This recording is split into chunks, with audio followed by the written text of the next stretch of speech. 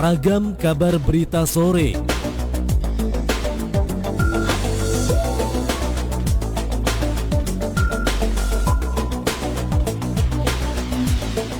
Ya, selamat sore kawan. Ragam kabar berita sore atau RKB sore akan kita hadirkan untuk Anda di setengah 5 sampai jam 5 nanti seperti itu ya, dengan 4 berita lokal dan 1 berita lifestyle akan kita hadirkan untuk Anda. Yang pasti berita-berita tersebut sudah disiapkan oleh tim redaksi Radio Kota Batik. Dan pada kesempatan kali ini, sebelum kita hadirkan untuk berita-berita tersebut, ada beberapa atensi dari para pendengar kita, diantaranya ada Pak Ipung di Medan. Ini menyampaikan, ya, nyambung lagi Mas Sigit menanggapi atensi dari sedulur kita Mas Bay yang ada di Tirto. Sudah sehatkah Mas Bay? Mugi Mas Bay bersama keluarga sami-sami sehat walafiat dan berkah selalu nggih. Amin ya robbal alamin. Itu dia. Ada Pak Ipung lagi di Bendan ini menyampaikan terkait PPKM lagi nih. Siapa yang membuat poin-poin aturan dalam PPKM yang berlevel-level? Apakah Kementerian Kesehatan juga ikut berperan dalam pembuatan poin-poin aturan yang ada dalam PPKM berlevel-level tersebut? Sampai durasi makan pun dibatasi, bisa nggak ya pembuat kebijakan makan dengan durasi 20 menit nggih, matur nuwun. Ya, itu dia. Untuk atensi dari Pak Ipung di Medan ya, masih menjadi pro kontra. Ini kenapa kok makan dibatasi seperti itu ya, sampai 20 menit di PPKM level 4 atau 3 ini seperti itu kawan. Tapi yang jelas kita patut apresiasi juga kepada pemerintah. Ada beberapa kelonggaran ya sekiranya yang dihadirkan oleh pemerintah seperti itu untuk warung makan, kafe dan lain sebagainya. Ini sudah diperbolehkan buka namun dengan jam tertentu seperti itu ya. Dan itu dia, terima kasih kepada Pak Ipung. Kemudian ada Bu Rahmat yang baru saja menelpon, diangkat oleh kawan Ozi di ruang gatekeeper. Ya, request lagu Armada katanya. Oke, terima kasih Ibu Rahmat yang ada di Noyontaan ya. Sebelum kita hadirkan untuk berita-berita yang ada di RKB sore, kita akan hadirkan terlebih dahulu untuk satu buah lagu requestan dari para pendengar ya. Bu Rahmat ini katanya. Ya, kita akan hadirkan, nanti kita akan lanjut lagi setelah yang berikut ini.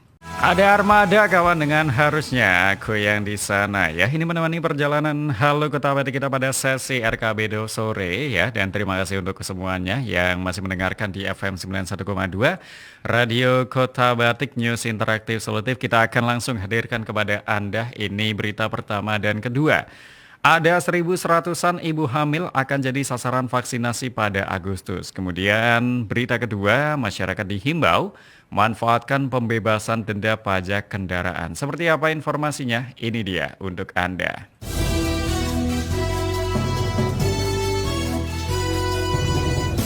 Sebanyak 1.100-an ibu hamil di Kota Pekalongan akan menjadi sasaran vaksinasi yang rencananya akan digelar pada Agustus 2021. Hal itu seperti dikatakan oleh Ketua Ikatan Bidan atau IBI Kota Pekalongan, Zaidah. Menurut Zaidah, data tersebut merupakan hasil pendataan yang dilakukan oleh Puskesmas dan Bidan di pelayanan ibu dan anak dengan kategori usia kehamilan 14 hingga 33 minggu per Agustus mendatang. Kepada Radio Kota Batik, Zaidah menjelaskan vaksinasi COVID-19 ini akan dapat meningkatkan kekebalan tubuh ibu hamil dan janinnya selama pandemi COVID-19. Rencananya, ibu hamil akan mendapatkan vaksin jenis Moderna.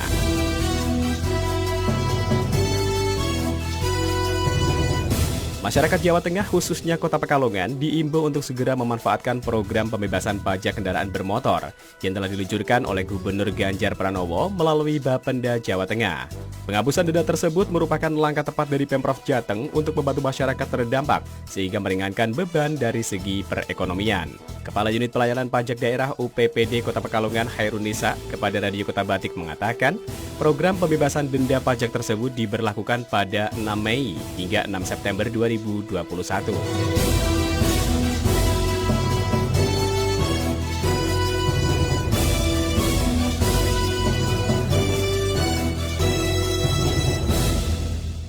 Berita pertama kawan, 1.100-an ibu hamil akan jadi sasaran vaksinasi pada Agustus ya.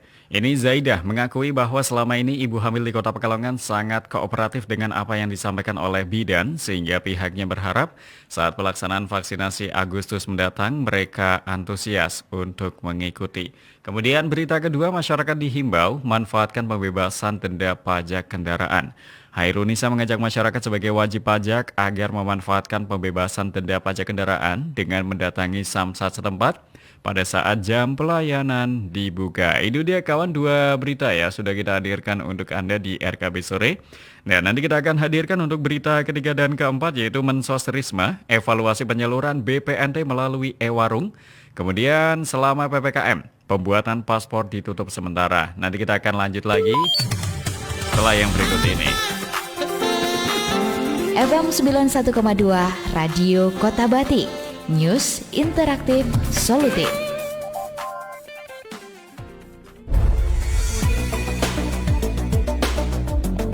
Ragam kabar berita sore.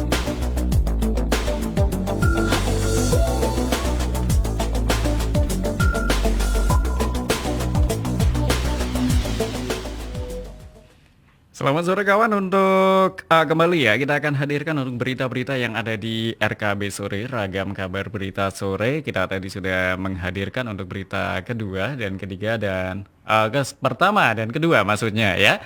Kita akan hadirkan untuk berita ketiga dan keempat, Menteri Sosial Risma, evaluasi penyaluran BPNT melalui e-warung, kemudian selama PPKM pembuatan paspor ditutup sementara. Seperti apa informasinya? Ini dia untuk Anda.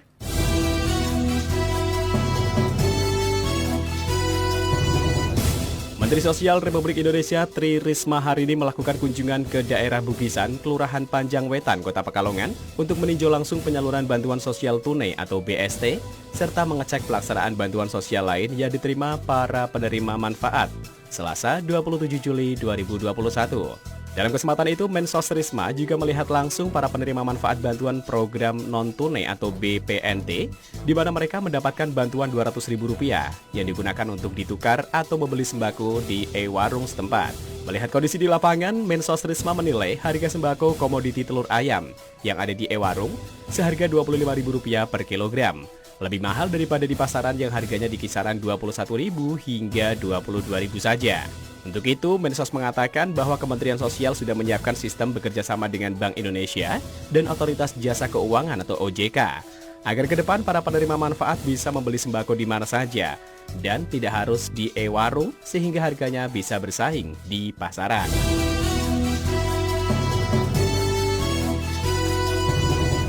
Direktorat Jenderal Imigrasi menghentikan sementara pelayanan keimigrasian di seluruh kantor imigrasi Jawa Bali selama pemberlakuan pembatasan kegiatan masyarakat atau PPKM 3 Juli hingga 2 Agustus 2021.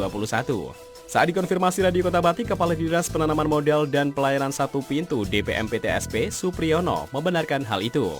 Menurut Supriyono, unit kerja kantor UKK Imigrasi Kota Pekalongan menutup sementara layanan pembuatan paspor, baik secara tatap muka maupun online, kecuali untuk keperluan mendesak seperti berobat dan belajar ke luar negeri.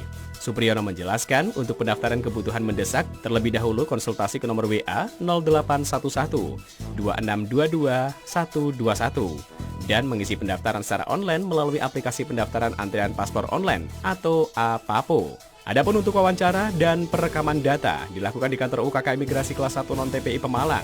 Sejauh ini menurutnya belum ada masyarakat yang mengurus paspor untuk keperluan mendesak.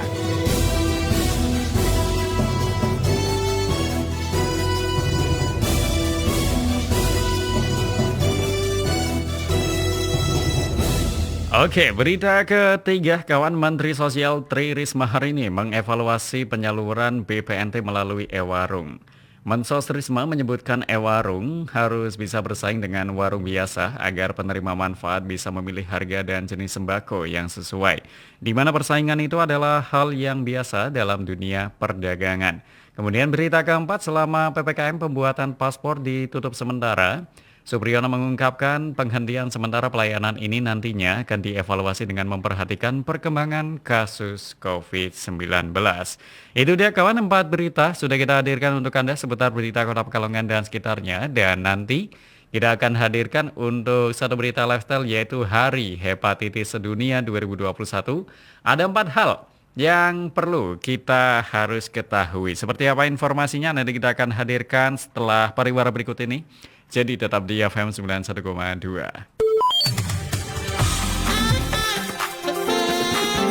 FM 91,2 Radio Kota Batik.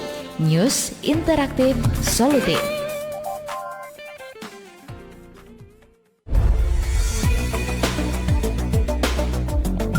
Ragam kabar berita sore.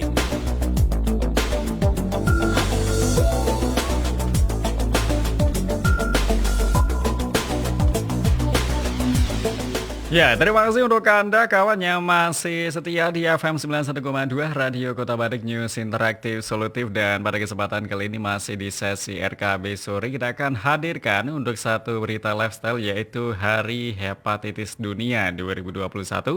Ada 4 hal yang harus perlu kita ketahui. Seperti apa informasinya? Ini dilansir dari kompas.com ya. Hari ini kawan, ini 28 Juli adalah peringatan Hari Hepatitis Dunia. Pada tanggal 28 Juli, orang-orang dari berbagai belahan dunia ini mengambil aksi dan meningkatkan kepedulian terhadap hepatitis.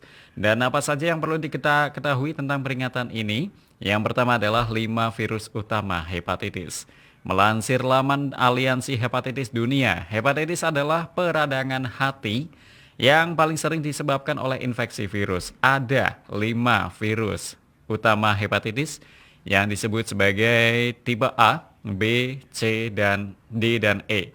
Kelima jenis virus ini paling mengkhawatirkan karena beban penyakit dan kematian yang ditimbulkannya, serta potensi wabah dan penyebaran epidemi. Yang berikutnya, hepatitis, masalah kesehatan global. Hepatitis adalah masalah kesehatan yang menjadi perhatian global. Hepatitis B dan C kronis adalah penyakit menular yang mengancam jiwa karena menyebabkan kerusakan hati yang serius, kanker, dan kematian dini. Lebih dari 300 juta orang di dunia ini hidup dengan virus hepatitis B atau virus hepatitis C. Yang berikutnya, hepatitis B dan C adalah epidemi diam atau silent epidemics yang menyerang anak-anak dan populasi terpinggirkan, termasuk pengguna narkoba, jarum suntik, masyarakat adat, tahanan, laki-laki yang berhubungan seks sesama jenis, migran, hingga orang yang hidup dengan HIV/AIDS. Secara global, sebanyak 90% orang yang hidup dengan hepatitis B dan 80% yang hidup dengan hepatitis C tidak menyadari bahwa mereka hidup dengan penyakit tersebut. Hal itu memungkinkan mereka mengembangkan penyakit hati yang fatal atau kanker hati dalam hidup mereka. Pada beberapa kasus tanpa disadari, mereka menularkan infeksi kepada orang lain.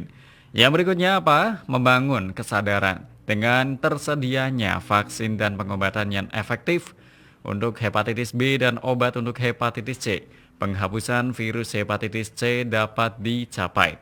Namun penting untuk tetap menyebarkan kesadaran dan pemahaman yang lebih besar tentang penyakit ini dan risikonya, termasuk akses untuk mendapatkan diagnosa dan pengobatan yang lebih murah. Pada 2015, virus hepatitis dimasukkan ke dalam tujuan pembangunan berkelanjutan SDGs. Dan pada 2016, strategi untuk mengeliminasi hepatitis global pertama di dunia telah diratifikasi. Prioritas kita bersama adalah memastikan tidak ada seorang pun yang tertinggal dan para pembuat kebijakan memenuhi komitmen untuk mencapai target eliminasi kasus hepatitis. Yang berikutnya, tema Hari Hepatitis Dunia 2021. Ini temanya adalah Hepatitis Can't Wait atau hepatitis tidak bisa menunggu. Tema ini dipilih untuk menyampaikan urgensi tentang upaya-upaya yang diperlukan demi menghilangkan hepatitis sebagai ancaman kesehatan masyarakat pada 2030. Bahkan di masa pandemi COVID-19 seperti saat ini, 1 orang meninggal setiap 30 detik akibat penyakit terkait hepatitis. Itu dia kawan untuk 4 hal yang perlu kita ketahui dari hepatitis ini ya. Semoga informasinya bisa bermanfaat untuk Anda. Barangkali ingin disampaikan atau ditanggapi mengenai informasi-informasi yang sudah kita hadirkan, silahkan untuk bisa bergabung melalui SMS Center atau WA kami 0855 42912 ataupun lewat call center di 424474. Dan terima kasih untuk Anda yang telah beratensi pada kesempatan kali ini. Nanti kita akan bacakan setelah di perjalanan Halo Kota Batik, jadi tetap di FM 91,2.